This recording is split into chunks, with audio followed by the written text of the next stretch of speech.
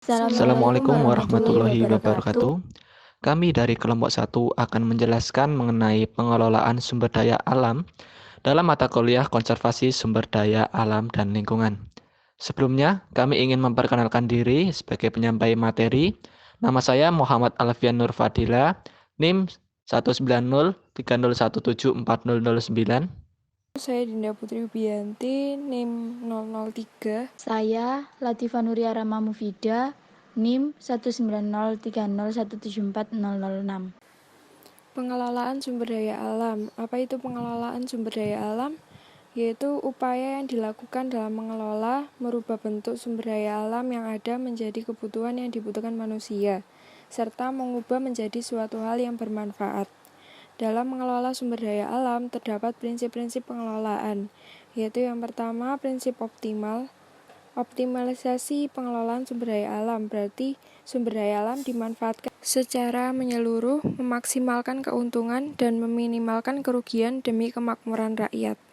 Hal ini telah tertuang dalam Undang-Undang Dasar 1945 Pasal 33 Ayat 3 bahwa bumi, air, dan kekayaan alam yang terkandung di dalamnya dikuasai oleh negara dan dipergunakan untuk sebesar-besarnya kemakmuran rakyat. Dalam hal ini, meskipun optimal, bukan berarti penggunaan sumber daya alam bisa maksimal dan seenaknya sendiri. Penggunaan sumber daya alam tetap memperhatikan berbagai hal, seperti menerapkan asas pembangunan berkelanjutan. Hal ini memiliki arti bahwa dalam mengeksploitasi kekayaan alam, selain untuk memenuhi kebutuhan masa kini, juga tidak mengorbankan kebutuhan generasi mendatang. Maka dari itu, pengelolaan sumber daya alam harus dilakukan secara arif dan bijaksana. Yang kedua, prinsip lestari, yakni berarti upaya pengelolaan sumber daya alam yang dilakukan untuk menjaga sumber daya alam yang ada, supaya tetap ada, baik itu dilihat dari sifatnya maupun bentuknya. Contoh konsep dalam prinsip lestari antara lain penggunaan pupuk organik atau pupuk alami, lalu penggunaan pestisida sesuai dengan kebutuhan, pelestarian tanah. Yang ketiga, prinsip efisien. Prinsip ini memiliki arti bahwa pada penggunaan sumber daya alam harus disesuaikan dengan kebutuhan yang artinya tidak berlebih-lebihan. Sebagai contoh, ketika terjadi musim kemarau yang panjang, maka sumber daya alam yang mulai langka adalah air. Nah, dalam penggunaan air ini tidak boleh berlebihan, karena yang membutuhkan adalah orang banyak. Selanjutnya, konservasi sumber daya alam. Konservasi ialah penghematan penggunaan sumber daya alam dan memperlakukannya berdasarkan hukum alam. Selain itu, merupakan pengelolaan sumber daya alam hayati dengan pemanfaatannya secara bijaksana dan menjamin kesinambungan persediaan dengan tetap memelihara dan meningkatkan kualitas nilai dan keragamannya. Ya, selanjutnya, konservasi sumber daya alam dibagi menjadi dua, yaitu konservasi sumber daya alam secara global dan konservasi sumber daya alam secara lokal. Menurut Indrawan, tahun 2007, konservasi dilakukan pada 3 tingkat keanekaragaman hayati, yakni keanekaragaman komunitas atau habitat, keanekaragaman spesies atau jenis, dan keanekaragaman tingkat genetik. Sedangkan konservasi sumber daya alam secara lokal berarti upaya menumbuhkan kesadaran masyarakat untuk melestarikan lingkungan dan memeliharanya. Secara global terdapat 3 konservasi, yaitu yang pertama konservasi komunitas atau habitat. Konservasi komunitas atau habitat ini bertujuan membuat kawasan konservasi, yaitu metode yang paling efektif untuk melindungi keanekaragaman hayati adalah melakukan perlindungan habitat dengan membuat kawasan konservasi. Dalam membentuk kawasan konservasi yang baru, pihak-pihak pemerintah dan organisasi konservasi mempunyai prioritas tertentu dengan kriteria yang meliputi keunikan, keterancaman, dan manfaat spesies dan komunitas biologi yang terdapat dalam lokasi tertentu. Restorasi habitat merupakan metode memulihkan komunitas dan spesies secara keseluruhan, serta mengembalikan fungsi ekosistem pada habitat yang terdegradasi. Selanjutnya yaitu konservasi spesies atau jenis. Spesies yang terancam punah mungkin hanya terdiri dari beberapa populasi atau bahkan hanya satu populasi saja. Kunci untuk menyelamatkan spesies tersebut adalah dengan melindungi populasi yang ada, dengan mengukur suatu populasi serta peluangnya untuk bertahan pada suatu lingkungan dengan menggunakan data demografik, genetika, lingkungan, dan bencana alam. Perlu diketahui bahwa populasi yang terancam punah ini perlu dilindungi serta dilestarikan dengan yakni melaksanakan konservasi spesies yang ditentukan oleh organisasi konservasi seperti IUCN dan CITES. Selanjutnya yaitu konservasi genetik, yakni berarti mempertahankan keberadaan spesies yang terancam punah. Konservasi genetik adalah penerapan dari berbagai ilmu interdisipliner yang bertujuan untuk menerapkan metode genetik untuk konservasi dan restorasi keanekaragaman hayati. Segala usaha yang dilakukan memiliki tujuan mempertahankan keanekaragaman genetik pada suatu populasi spesies untuk mempertahankan keberadaannya di alam di masa yang akan datang. Seperti terdapat contoh-contoh perkembangan teknik genetika molekuler dan teknologi pendukung antara lain penemuan teknik PCR yang mampu mengamplifikasi untai DNA hingga mencapai konsentrasi tertentu. Selanjutnya yaitu kedua, penggunaan untai DNA lestari sebagai marker dalam proses PCR. Selanjutnya penemuan lokus mikrosatelit yang hipervariabel. Terdapat juga contoh cara-cara melakukan konservasi genetik atau tanaman, yakni konservasi ex situ yang berarti dikerjakan di luar wilayah asal tanaman, seperti kebun benih, kebun klon, penanam uji provenance, dan lainnya.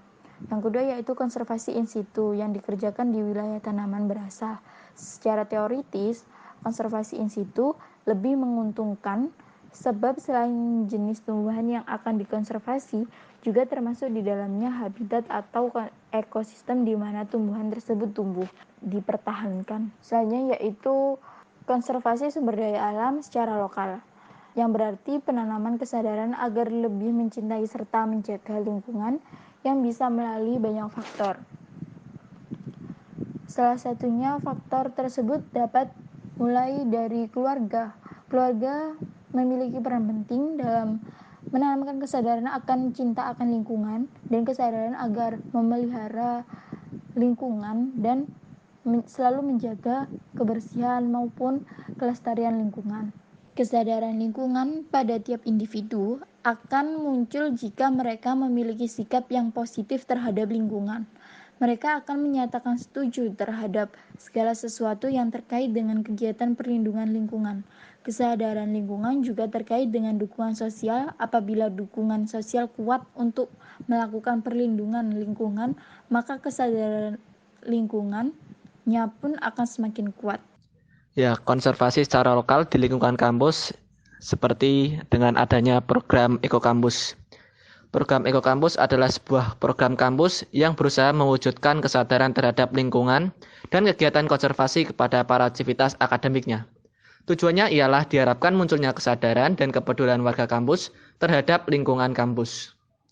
Green Campus adalah program yang mewujudkan lingkungan kampus yang nyaman, teduh, rindang, asri, dan mengurangi pemanasan global. Latar belakang gerakan Ekokampus ditandai oleh beberapa faktor, yaitu yang pertama, sulitnya masalah lingkungan dipecahkan secara parsial. Yang kedua adalah transfer pengetahuan disampaikan melalui jalur pendidikan formal dan non-formal. Yang ketiga adalah keterlibatan mahasiswa aktif terhadap pengelolaan lingkungan. Yang keempat adalah meningkatnya interaksi mahasiswa dan lingkungannya.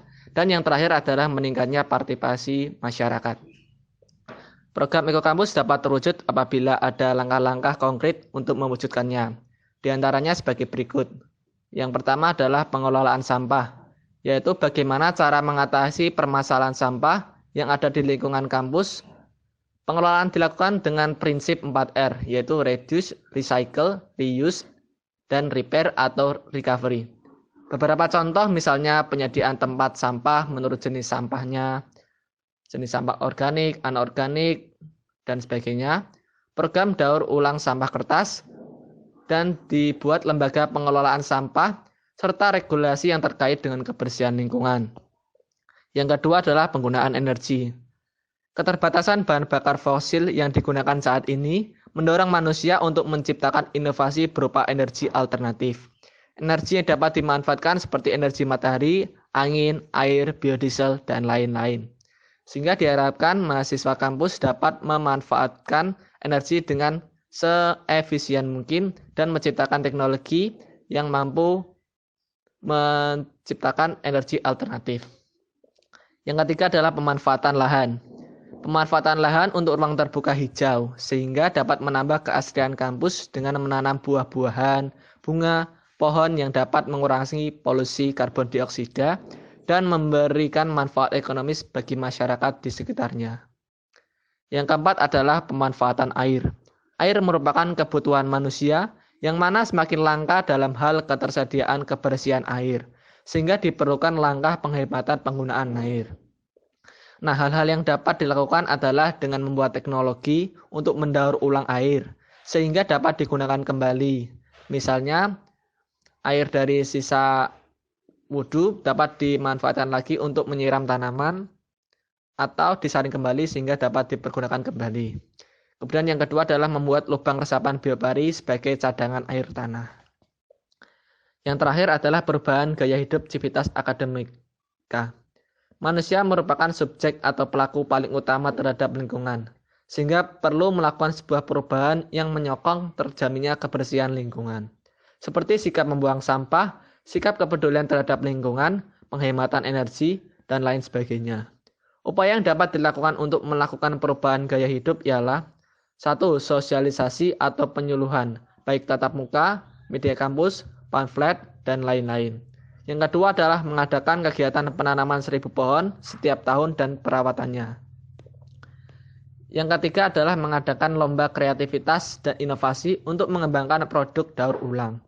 Dan yang terakhir adalah membuat regulasi mengenai kepedulian lingkungan yang memberikan peraturan dan sanksi yang tegas apabila ada mahasiswa atau seluruh warga kampus yang berlaku salah. Baik, demikianlah presentasi dari kami. Semoga video tadi bermanfaat untuk kita semua. Akhir kata, wassalamualaikum warahmatullahi wabarakatuh. Terima kasih.